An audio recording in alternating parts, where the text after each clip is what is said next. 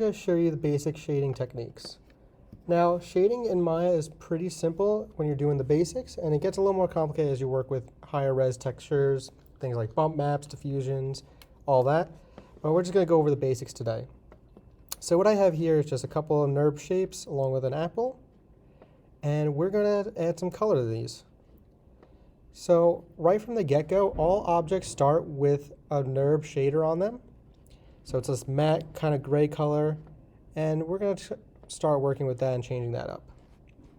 So the way we're going to do that is by going through the Hypershade. So the Hypershade is a menu for shaders specifically, and the way you get to it is either by clicking this icon right here, this little teal circle with a white circle on it, or we go to Windows, Rendering Editors, Hypershade, whatever is best for you.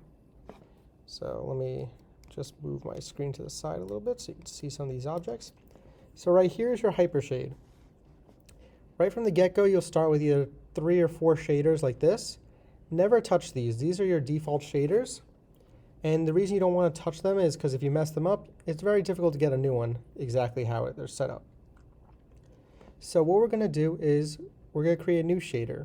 And to do that, we're going to go to Create, Materials, and then we're going to create a new Lambert. So there it is. Normally it will say Lambert 2, but I had other shaders earlier. And to adjust it, all we're going to really need to do is go to the property editor. The property editor is located right here on the right side. And we can change things like color, transparency, ambient color, incandescence, diffuse, and a bunch of other things. We're going to focus on color and transparency today. So let's start with color. So to change the color, we just click on this gray bar right here. And we'll get a nice color picker. And let's just say I want to go for a nice, let's say red for now. So now that I have that, it's red. If we want to make the shader see-through, we have a little demo right here. We can increase the transparency, and the higher we increase it, the more clear, transparent it will become. Very good if you want to make something very simple, like a glass, or anything like that, like a window.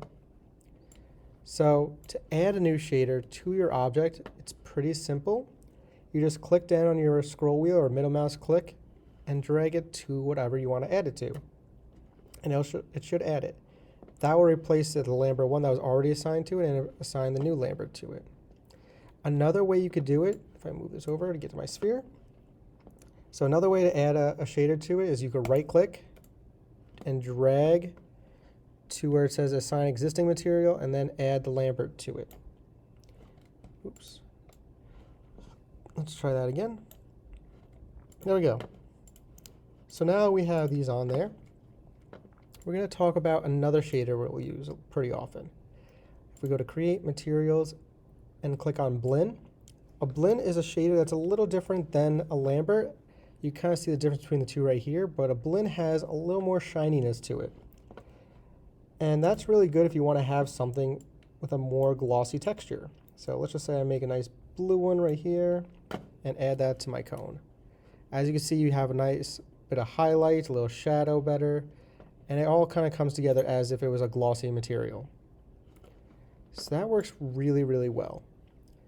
So the last thing I want to talk about is how shaders affect parented objects. So this object right here is parented, which we went over in a lesson previous.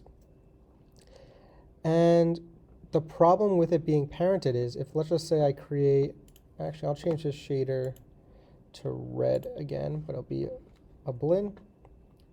Let's just say I add it to my apple. Once I add it, since it was the parent of the leaf and the stem, it will also turn the leaf and the stem the same color as the apple because it's parented. It's telling it what to do.